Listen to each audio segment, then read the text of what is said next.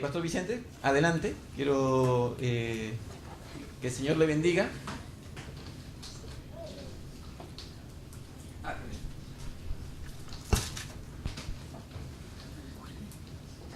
Hola, hola. En mi país se dice buenas noches. Yo veo que aquí se dice buenas tardes. Y es probable que no coincidamos en algunas cosas. Y permítame pedir perdón por algunas cosas que yo mencione y que no esté de acuerdo con el lenguaje que ustedes usan o con las costumbres. Así que pido perdón de antemano, por favor. Bueno, muy pocos saben que corrí el año 2004 cuando fuimos invitados para ir a Ámsterdam. Precisamente en ese viaje conocí a Jesús Palomeque, que iba como representante de aquí de España. Y planificando con algunos pastores que íbamos a estar en Ámsterdam, dijimos, ya Juan Zúñiga, a quienes ustedes conocen, había venido orando varios años por ser enviado a España, tenía una carga por España. Aparte de eso, su tía, de la esposa de Patti, estaba en España ya por años, tenía un restaurante ahí en el centro, así que algunas coincidencias se estaban dando. Y yo tenía un sueño, yo he sido profesor por más de 23 años en la Escuela Superior de Bellas Artes de mi país, he enseñado en algunas universidades e institutos superiores de arte, por lo que tenía mucho interés de visitar España, mirar de cerca el arte, mirar Italia, mirar Francia, de donde precisamente ha venido el arte para nuestra América y que se ha mezclado en nuestra América dando sus propios productos, evidentemente.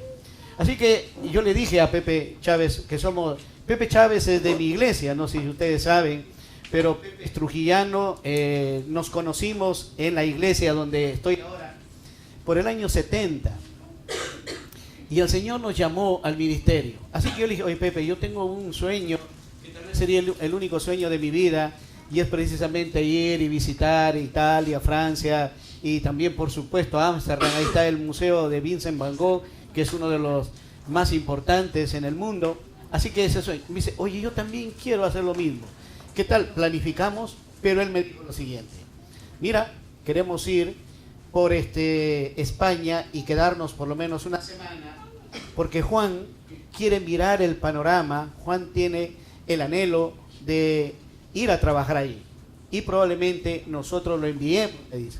Así que el año 2004 estuvimos en Madrid por un espacio más o menos de una semana y media. Aida, la tía de él, que fue muy generosa, la tía de Juan y Patti, nos ubicó en la casa de una persona que vivía sola y pues ahí estuvimos. Resulta que miramos y ya estaba Ramón Evet, que es el misionero, y con él compartimos algunas cosas. Así que planificamos arrancar lo que sería la alianza en Madrid. Y desde el año 2005 empezamos la iglesia del Lince con Pepe y la alianza de Trujillo, del Arco, mi iglesia. En ese tiempo se llamaba la Alianza Cristiana y Misionera de Trujillo porque era la única. Pero ahora hay 13 iglesias, así que tenemos que identificarlo y decir la iglesia del Arco, porque está en la avenida del Arco. Entonces empezamos ese trabajo el año 2005. Y pues nosotros hemos dado a luz lo que sería la iglesia ya de Fuenlabrada. Más tarde ustedes conocen a Fernando y María Julia, Fernando Castro y María Julia, que han sido miembros de esta iglesia. Ese mejor. Ok, listo.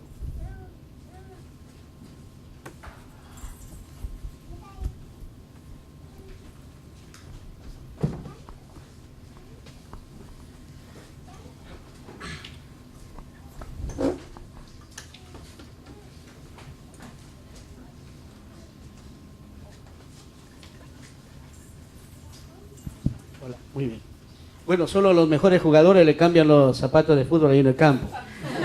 Pero esos son los jugadores, ¿no? Y aquí un pobre y humilde siervo que viene a balbucear algunas cosas. Bueno, resulta que empezamos y ha sido una bendición. María Julia y Fernando fueron miembros de mi iglesia. Ambos vinieron buscando un porvenir mejor aquí y se involucraron en el ministerio. Así que cuando supimos que ellos se iban para Madrid para iniciar la obra, y nosotros encantados, gustosos, conociéndolo a ambos, María Julia es la mejor amiga de mi hija, así que dijimos, no, lo apoyamos. Así que estamos apoyando desde que se inició ahí la iglesia de Barajas. También venimos apoyando ya casi por 2 años consecutivos la iglesia de Ancona. Ancona está en la zona central, pero oriental de Italia, es decir, frente al mar Adriático, al otro lado. Entonces de aquí, yo el día lunes muy temprano estaré yendo para allá, voy a estar una semana con Mario Pereira, se llama, es un argentino que está a cargo de la iglesia ahí, y después, bajando al centro, a Roma, no pensaba ir a Roma en esta vez, pero resulta que los Bansaf, él es norteamericano y ella peruana de Lima, Gloria Torres, nos conocemos desde adolescentes y nos encontramos justamente en el mes de agosto en Quito, Ecuador, y me dijo, mira, ya que vas a estar, por favor pasa y quédate con nosotros, ayúdanos. Así que tengo bastante trabajo en estos días. Yo he venido muy afectado con mi garganta porque en 9 días, los 9 días he predicado, y en algunos casos he estado en consejerías hasta las 3 de la mañana, casi todas las noches. Y pues no estoy acostumbrado a hablar tanto. Así que esto ha sido la razón por la que estoy aquí. Muy bien, siendo que esta noche nos ocupa una parte muy importante, que es cómo prepararnos para servir, cómo hacer para servir. Vamos a orar. Primero voy a pedir que abran sus Biblias en Génesis, el capítulo 11.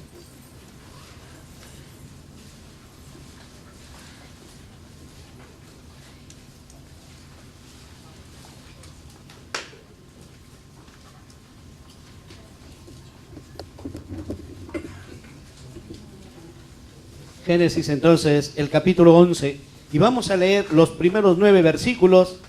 Esta porción increíblemente nos va a hablar de cuáles son las claves. Esta noche el primer tema que voy a dar se llama las claves para el éxito en el equipo de trabajo.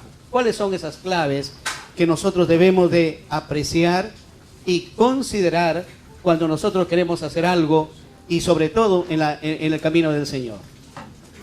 Dice la palabra: tenía entonces toda la tierra una sola lengua y unas mismas palabras. Y aconteció que cuando salieron de oriente hallaron una llanura en la tierra de Sinar y se establecieron allí. Y se dijeron unos a otros: vamos, hagamos ladrillo y cosámoslo con fuego. Y les sirvió el ladrillo en lugar de piedra y el asfalto en lugar de mezcla.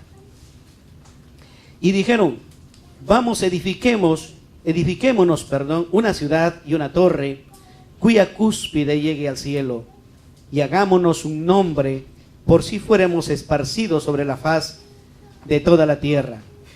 Y descendió Jehová para ver la ciudad y la torre que edificaban los hijos de los hombres. Y dijo Jehová: he aquí el pueblo es uno, y todos estos tienen un solo lenguaje, y han comenzado la obra, y nada les hará desistir ahora de lo que han pensado hacer. Ahora pues, descendamos y confundamos ahí su lengua, para que ninguno entienda el habla de su compañero. Así los esparció Jehová desde allí sobre la faz de toda la tierra, y dejaron de edificar la ciudad.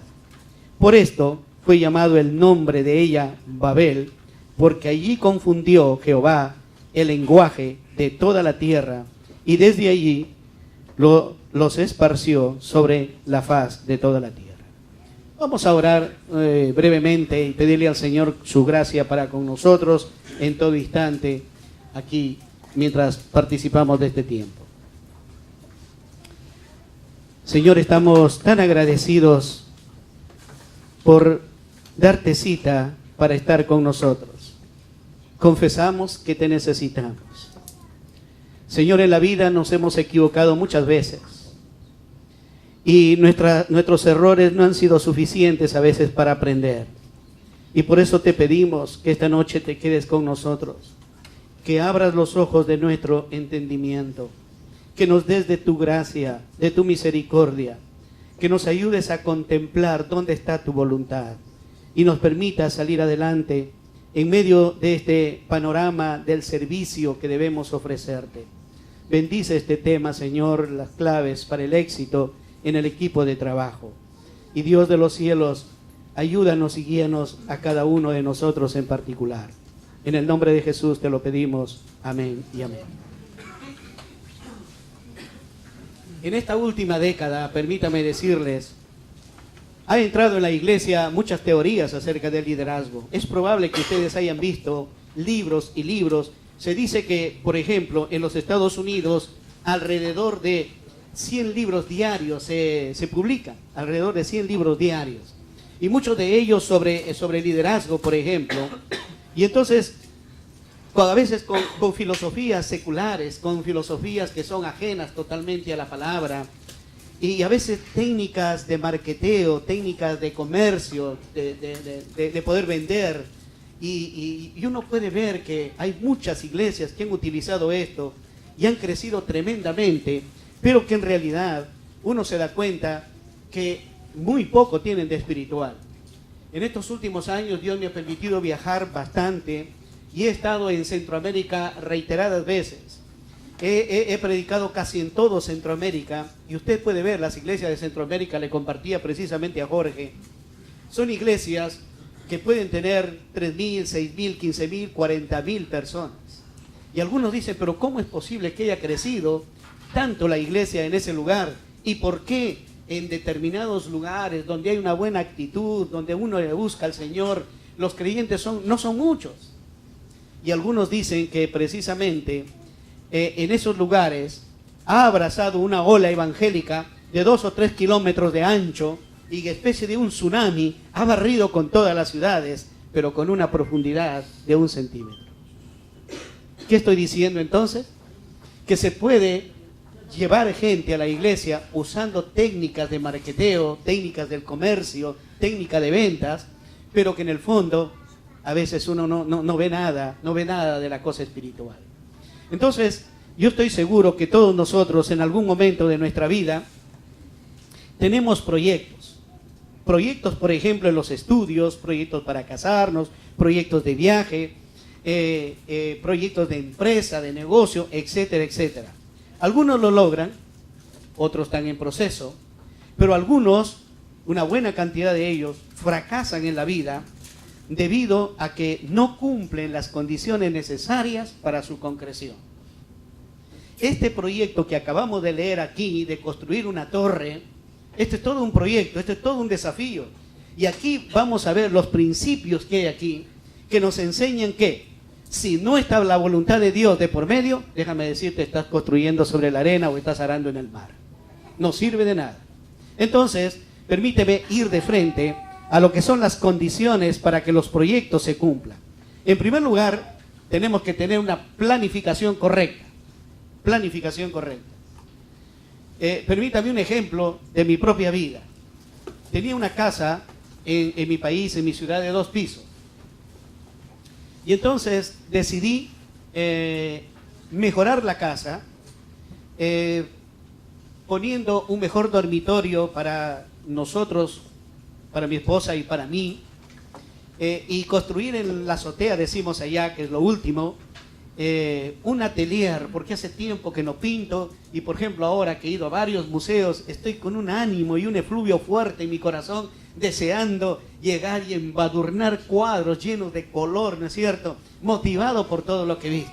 Entonces cada cierto tiempo sucede esto en mi vida y dije, voy a construirme un taller. Pero ahí surge mi esposa y me dice, ella le gusta el canto, ella estudió en el conservatorio de música y entonces me dice, pero yo también necesito una sala de estudio. Uy, mamá mía, ¿para qué dije eso? Cuando los hombres planificamos hay que hacerlo en voz baja, que no nos escuchen las esposas, ¿sabes? Porque ahí mismo quieren hacer también lo mismo. Ya el proyecto se va complicando. Y bueno, le pedí a un arquitecto, amigo, que yo le dije, mire, esto es lo que quiero, a mí me encanta la arquitectura, yo he enseñado historia de la arquitectura en una universidad de mi ciudad por varios años, y entonces me encanta, pero llamé a un amigo y le digo, mira, yo lo quiero esto así, ya me dice, yo lo hago el proyecto, el anteproyecto mejor dicho. Cuando él trajo esto, yo le dije, mira, esto no me gusta, comencé a corregir, y bueno, hicimos. Resulta que cuando nos mudamos de casa, porque mi esposa decía, aquí nomás, no es aquí nomás, tenemos que salir y tenemos que trabajar cuando esto está vacío. Resulta que salimos, y mis amados hermanos, de esas cosas que suele suceder en los gobiernos de Latinoamérica, de frente a un paquetazo económico, decimos ahí, los materiales de construcción se fueron 3 veces, se triplicaron. Un hierro, un fierro que nosotros decimos de 3 octavos en construcción, costaba 8 soles 50, de frente se fue a 24. Al arquitecto yo le pregunté, ¿cuánto crees que remodelando la casa, construyendo, al final me animé a hacer un piso más, a propósito, un piso más? Dije, sí, van a venir los años en los cuales uno ya no puede trabajar y por lo tanto voy a necesitar un piso para alquilarlo y de eso vivir cuando ya estemos mayores, ancianos y no podamos trabajar. Entonces, hicimos eso, empezamos y suben todas las cosas. Él me dijo, mire, irá a gastar más o menos, y él se demoraba en explicarme. Yo le dije, ¿gastaré unos $10,000? Él me dijo, un poquito más. 15,000 puede ser. Hermanos queridos, yo tenía $30,000. Entonces dije, si me cuesta la mitad de lo que tengo, adelante, lo hicimos. Créame que no había construido el 3er piso y los $30,000 desaparecieron. Y ya nosotros fuera de casa, las paredes así, ya malogradas, porque teníamos que plantar nuevas columnas, poner nuevas vigas, sostener lo que tenemos y ampliar el 3er piso. Uno de mis hijos vive en la Argentina, en Buenos Aires, por 11 años, y entonces me escribía, me dice, papá, ¿tú no has leído en el Evangelio que dice que hombre que quiere construir una torre no se sienta primero y calcula? No vaya a ser que los vecinos digan, empezó y no pudo terminarlo. Por eso cuento esto, porque antes de que tú hagas algo, tienes que hacer una buena y correcta planificación. Los latinos no somos muy dados a la planificación, somos más de la impronta, del momento, es decir, hay que hacerlo nomás. Y al final, en mi país solemos hacer esto, y es un chiste, dice, ¿no? Cuando alguien quiere hacer un túnel a través de un cerro, dicen los japoneses empiezan a este lado y empiezan al otro lado y se encuentran. Los peruanos hacen por acá y por acá para 2 túneles. Nunca se encuentran. Es decir, esa es la mejor manera de decir, uno está en un lado y el otro en el otro lado, no han calculado bien los 2 túneles de ahí, así. Y a veces así somos nosotros en la iglesia del Señor. Aquí en este pasaje nos enseña que nada funciona bien si no se planifica correctamente. Mire, y hay que tener iniciativa. En primer lugar he dicho que es la planificación correcta. Pero en eso, dentro de la planificación correcta, alguien tiene que tener la iniciativa. Muchas veces en el hogar el esposo es el que tiene la iniciativa, a veces la esposa tiene la iniciativa, a veces uno de los hijos, papá, mamá, ¿por qué no hacemos esto? Por ejemplo, hace varios años yo tomé la iniciativa de reunirme con mi familia una vez al año. Yo tengo 3 hijos. 2 prácticamente viven conmigo, la mayor, que es Keila, vive conmigo. El otro estaba viviendo en un departamento que ha adquirido porque se casó hace 1 año y medio, pero queriendo estudiar más él y la esposa también otra carrera, dice, papá, justo antes de venir, papá, queremos estudiar, pero lo que ganamos no nos va a alcanzar para yo estudiar mi maestría y Sonia estudie otra carrera. Como yo hice 3 pisos, justamente dije, el primer piso, conforme nacieron mis hijos, el primer piso para mi hija, el segundo piso para el que vive en Buenos Aires y el tercer piso para el que vive conmigo, que es pastor a propósito, se llama Daniel. Entonces, Daniel me dice, al fin de cuentas ese tercer piso tú me has dicho que va a ser para mí. Papá, ¿puedo pasarme a la casa? Ya, la madre, pues, ya se imaginan, ay, qué lindo, hijito, que vengas acá, qué precioso, encantada, hijo. Y me dice, ¿tú qué vas a decir? ¿Tú has dicho que ese piso es para él? Sí, cierto. Entonces, ya mientras yo he estado de viaje, él ya se mudó. Entonces, ya está metido ahí. ¿Por qué menciono esto? Porque uno tiene que tener una iniciativa. Y entonces, esa iniciativa que yo he planificado, que los 3 hijos, no importa dónde estén, una vez al año, yo debo tenerlos. ¿Sabes por qué?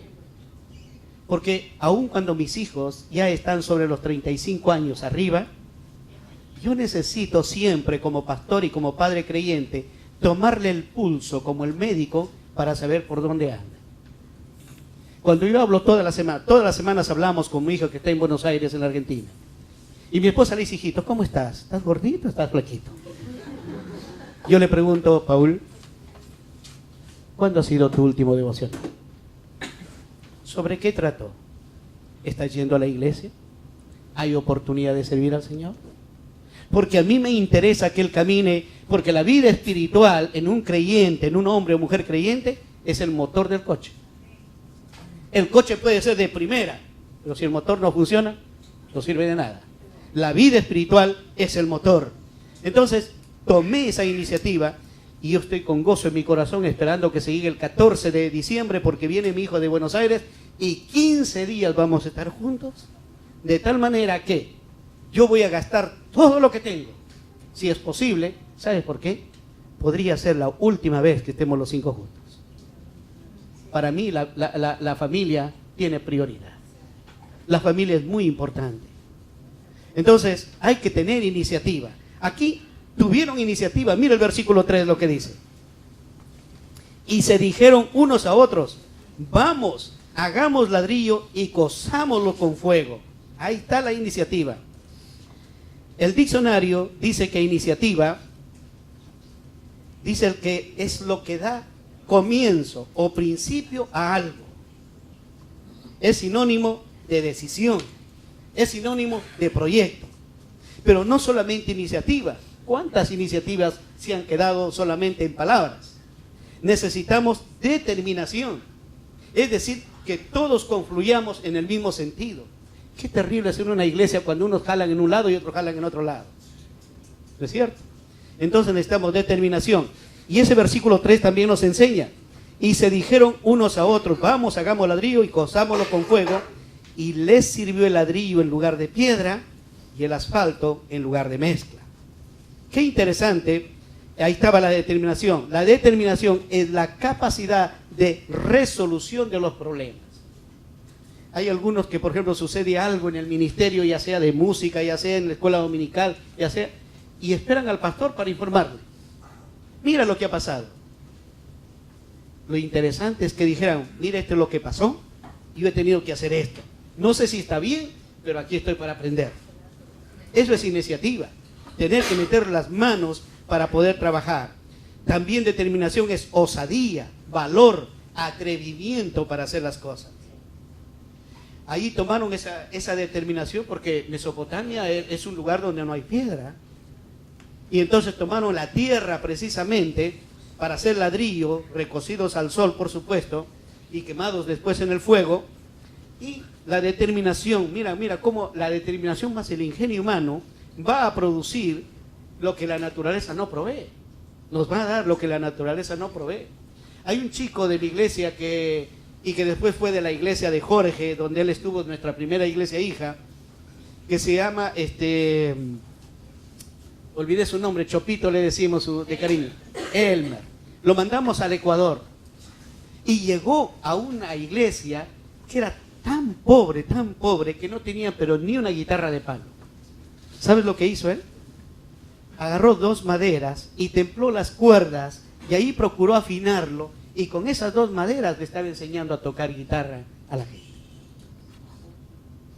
Mira, hay lugares en que no tienen nada. Y tal vez una guitarra, ¿cuándo va a llegar? Y alguno diría, pues, no podemos alabar al Señor porque no hay guitarra, no hay piano, no hay teclado, no hay nada. Este muchacho tomó no solamente la iniciativa, sino la determinación de hacerlo. En tercer lugar, recursos. Tú no puedes hacer una planificación si no tienes los recursos. Si quieres abrir una clase nueva, ¿quién va a enseñar? ¿Está capacitado para hacerlo? ¿Quiénes pueden participar de eso? Esos son, mira los recursos. Por eso el verso 3 dice, y sirvió el ladrillo en lugar de piedra y el asfalto en lugar de mezcla. Los recursos no les faltaba a esta gente para llevar adelante el proyecto. Hasta aquí todo apuntaba, ok. ¿Había iniciativa? Claro que había iniciativa. ¿Tenían determinación? Por supuesto que tenían determinación. ¿Había recursos? Sobraban los recursos. Entonces, vamos a decir aquí, vamos a confluir, había una correcta planificación. Una correcta planificación. Pero no solamente planificando, eso es todo. En segundo lugar, tiene que haber un propósito correcto. Nunca te olvides que lo que haces aquí en la iglesia, en la casa del Señor, tiene un propósito. Tiene un propósito. ¿Cuál es ese propósito? Este es el segundo punto principal. El propósito correcto. Aquí es donde la humanidad de su tiempo se encontró con el primer escollo, el primer problema, la primera dificultad. Lamentablemente, como vamos a leer ahora, mire su Biblia por favor, las motivaciones no eran correctas, eran erradas. Las motivaciones incorrectas echan a perder los buenos y grandes proyectos. Número 1, ¿sabes qué había en esa planificación? Arrogancia. Mira el verso 4. ¿Qué es lo que dice? Vamos, edifiquemos una ciudad y una torre cuya cúspide llegue hasta el cielo. Y tú dirás que no se puede construir una torre grande, alta. Pero si tú miras el capítulo 11 del libro de Génesis, está después del 10, después del 10, del 9, del 8. Recién habían tenido la experiencia más catastrófica del universo, que fue, ¿qué? El diluvio. Esta gente se preguntó y dijo, ¿cuántos pies de agua sobre el monte más alto? 40 pies sobre el monte más alto. Ah, ya. Ok, no hay problema. Hagámonos una torre que sobrepase eso. ¿Cuál era el propósito? Evadir cualquier cosa que Dios hubiese determinado. El hombre siempre ha planteado desafíos a Dios. Y déjame decirte, ¿cómo podemos competir con la eternidad si nosotros representamos la temporalidad? ¿Cómo podemos nosotros, en medio de nuestra pequeñez y temporalidad, nuestra precariedad inclusive, llegar a competir con la grandeza de Dios? Eso es terrible cuando se piensa así. Uno de los problemas más grandes del hombre no solamente es la arrogancia, sino la autosuficiencia. Y déjame decirte, en la iglesia del Señor, si tú revisas Hechos, el capítulo 6, ahí está la historia de los primeros servidores en la iglesia primitiva. Esos servidores, para que sencillamente, no sé cómo le llaman acá, pero en mi país le llamamos cucharón, con el que se mete en la olla y se sirve la sopa, ¿no es cierto? Para que agarren un cucharón y puedan servir al plato, necesitaban 3 condiciones. ¿Cuál era? ¿Se acuerdan ustedes de los primeros diáconos? Lleno del Espíritu Santo, de sabiduría y buen testimonio. Pero tú dirás, ¿para hacer eso se necesita buen testimonio? Sí, se necesita buen testimonio. ¿Y sabes por qué? Porque estás sirviendo a la persona más importante del universo, que es el Señor. No se trata de que voy al trabajo y lo hago como puedo, y si no se dan cuenta está bien. Tienes que ser lo mejor para el Señor. Yo enseño en el seminario y yo le digo a mis muchachos, a mis clases, le digo, chicos, prepárense para predicar. Cada vez que prediquen, piensen ustedes que podría ser la última vez. Porque nadie nos asegura que podemos llegar al fin de semana siguiente. ¿Qué nos asegura? Absolutamente nada. Entonces, tengamos cuidado con la arrogancia o también la autosuficiencia. Eso lo hago. Eso es fácil. Déjalo, yo lo hago rápido. Para Dios hay que tener otro tipo de consideración. Esto lo lleva a actuar al hombre con cierta independencia y una abierta rebelión a los propósitos de Dios. Mira Génesis, el capítulo 9 y el verso 1. Bendijo Dios a Noé y a sus hijos y les dijo, fructificad y ¿qué? Multiplicaos. ¿Y qué más? ¿Estaban obedeciendo? No. Si Dios dice que nos esparzamos por toda la faz de la tierra, ¿por qué tenemos que obedecerle? Hagamos una ciudad y una torre que llegue hasta el cielo, por si acaso Dios quiera sacarnos de aquí.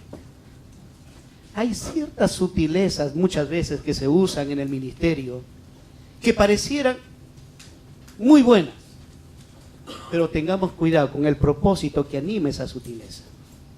¿Cuál es el propósito que hay en el corazón?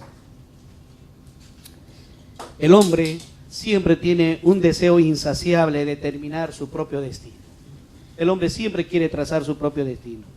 Se autodetermina y no quiere referente alguno. Oye, mira, el pastor lo hacía así, el hermano lo hacía así. Muchas gracias, muy amable. Lo hacía así. No, ese en otra época. Yo lo voy a hacer a mi manera. Yo lo voy a hacer a mi modo. Mis amados, nada está desconectado. Nosotros traemos una herencia del pasado. Somos hijos de alguien, de todas maneras. Cuando yo enseño, cuando yo predico, algunos pueden encontrar, mira, así lo hacía fulano, así lo hacía sutano. De todas maneras, hemos aprendido en la vida. Y por eso necesitamos nosotros considerar esto.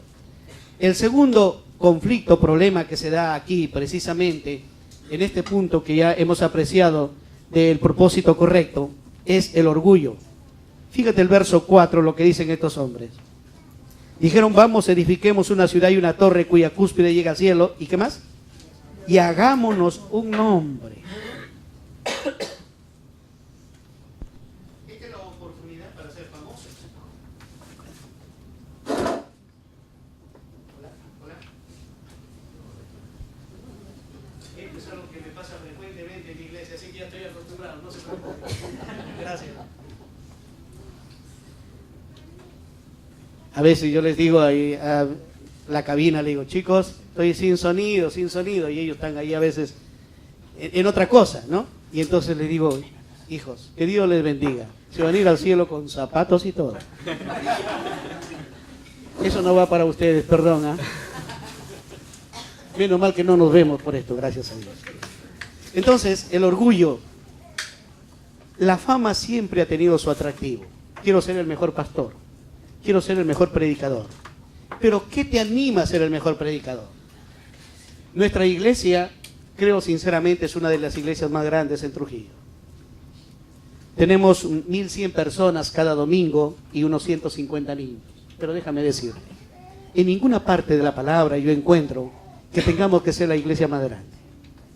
Lo que encuentro es que seamos la iglesia más fiel, más cercana a Dios, más dependiente del Señor, para poder llevar un mensaje en medio de condiciones complicadas, difíciles, austeras muchas veces. Y necesitamos hacer eso y estar cerca al Señor.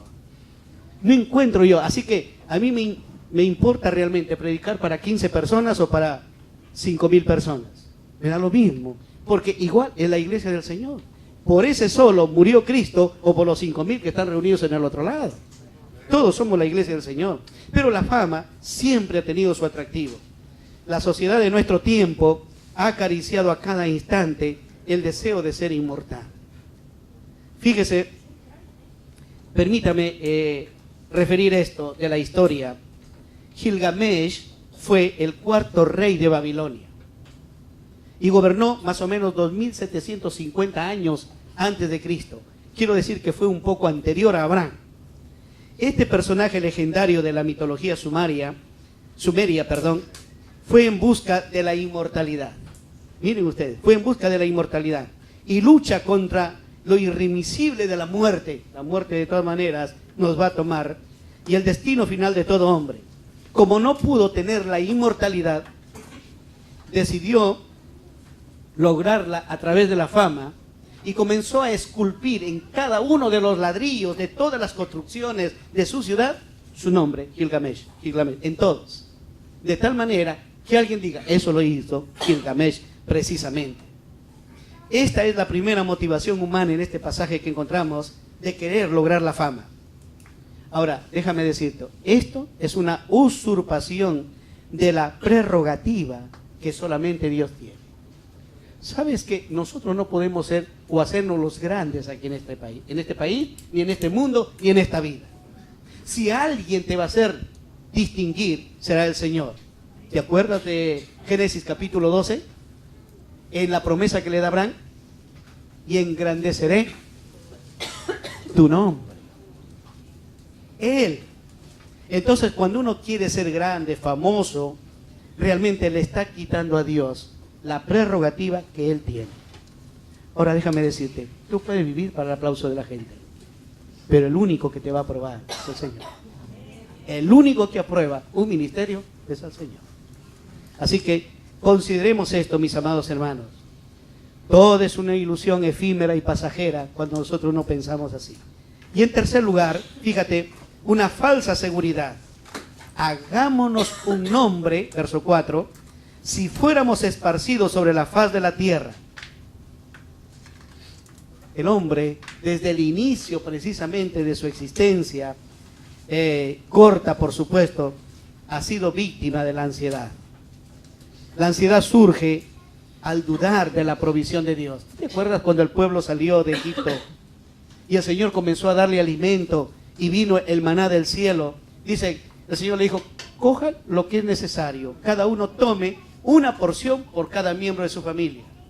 Pero permítame decir, y ojalá no se ofendan mis paisanos, había varios peruanos ahí. Desconfiados, los agarraban más. Y así somos los peruanos. Tomaban más de la cuenta y se podría, dice. Y se podría, ¿es cierto? Y se podría. Esa falsa seguridad. El hombre cree y piensa que su seguridad depende de sus propios esfuerzos. Mis amados, lo que tú hagas en la vida, tendrá o no tendrá resonancia, eso depende de Dios. Eso depende de Dios. Porque muchos se han propuesto pasar a la historia, pero han pasado a la historia negra realmente. Y es triste decirlo, pero es una verdad. Por eso el hombre siempre desea concentrar todo su poder en un solo lugar, en una sola obra. La sociedad de consumo en la cual vivimos, casi todos los países, nos ha enseñado a tener seguridad y tener todo. Pero se genera un afán que va dejando dentro de nosotros, va tamizando una suerte de ansiedad. El hombre de nuestro tiempo no ha cambiado. El hombre de nuestro tiempo igual sigue con el orgullo, proclama sus adelantos, proclama sus descubrimientos, sus grandes construcciones. Su arrogancia no tiene límite. Y te voy a traer a colación solamente un ejemplo. ¿Te acuerdas del Titanic? ¿Qué transatlántico más famoso? ¿Qué barco jamás construido? Y tenía todo lo necesario para hacer lo mejor y por largos años. Una sola expresión, como tú lo sabes. En la proa del barco. Ni Dios lo hunde. Ni Dios lo hunde. Me parece que fue Ibrahimovic, este futbolista cuya selección ni siquiera pasó a las finales, ni siquiera estuvo en el Mundial. Cuando le preguntaron, él juega para... ¿Perdón? Pero no, su país, su selección. Suecia. Él dijo, un Mundial sin Suecia no tiene sentido. Y entonces el periodista le dice, pero eso depende de Dios. Y él le dice, con él estás hablando. Con él estás hablando.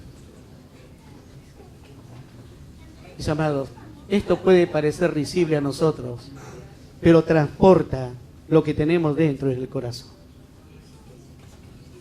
No recuerdo el nombre de un presidente brasileño que fue a una primera vuelta, y en esa primera vuelta estaba compitiendo con un candidato que era creyente. Y entonces fueron y casi empataron. Empataron realmente, un empate técnico como le llaman. Entonces tuvieron que ir a una segunda vuelta. Y en esa segunda vuelta, con todas las seguridades, él dijo, ahora ni Jesucristo los salva a estos. Él perdió. Y los que votaron por él en la primera vuelta no votaron. No recuerdo su apellido, si no te lo daría. Mis amados, tengamos cuidado con el orgullo, con la vanidad, con aquello que no sirve para nada y que es patrimonio de Satanás realmente. Nosotros tenemos que tener cuidado cuando pensamos en estas cosas. Y quiero terminar.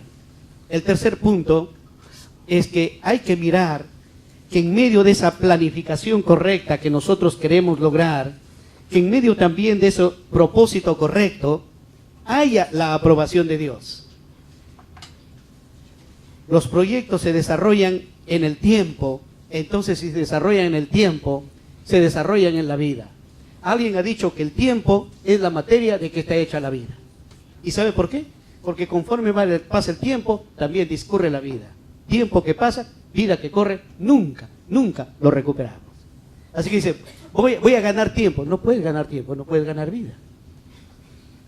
El tiempo es la materia de que está hecha la vida. Y por lo tanto, tenemos que tener cuidado. Dios, al ver las motivaciones incorrectas de esta gente, baja para comprobar in situ lo que está sucediendo y mira el verso 5, lo que se llama la evaluación. Y descendió Jehová para ver la ciudad y la torre que edificaban los hijos de los hombres.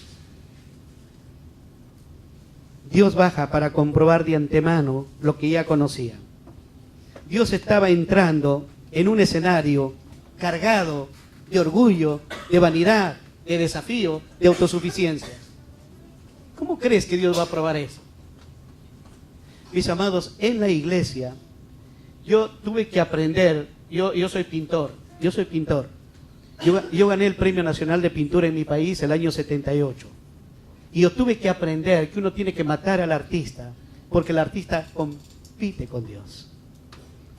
Y por eso siempre tengo que decirle, por ejemplo, a mis músicos, nosotros usamos mucho el arte. Si usted entra a la página de nuestra iglesia, se va a dar cuenta, todos los meses estamos haciendo algo de arte, porque el arte es uno de los lenguajes a través del cual predicamos la palabra de Dios. Justo Jorge me decía, ustedes usan bastante el arte. Sí, le digo. Mire, mi hija, ella se ha graduado, ella es actriz, estudió en la Escuela Superior de Arte Dramático. Mi esposa en el Conservatorio de Música. Yo, Premio Nacional de Pintura en la Escuela Superior de Bellas Artes. Entonces el arte está concentrado en mi casa. Y todos los meses nosotros tenemos una motivación. Y a mí me pareció muy bonito esto, por ejemplo, que han hecho aquí. Eso es arte, eso es lo que nos permite ver por dónde vamos, qué es lo que queremos. Nosotros todos los meses trabajamos una idea que va a permear todo el tiempo, todo ese mes. Por ejemplo, acabamos de salir del mes de octubre que se llamaba Hombres de Valor. Entonces hemos predicado sobre hombres de valor en la Biblia. Yo me tocó predicar y prediqué, por ejemplo, sobre Juan el Bautista. En la sociedad que él vivió, que fue muy complicada, para decirle al rey, no te es lícito tener la mujer de tu hermano. Eso es valor. Eso es valor. En mi país todos los días se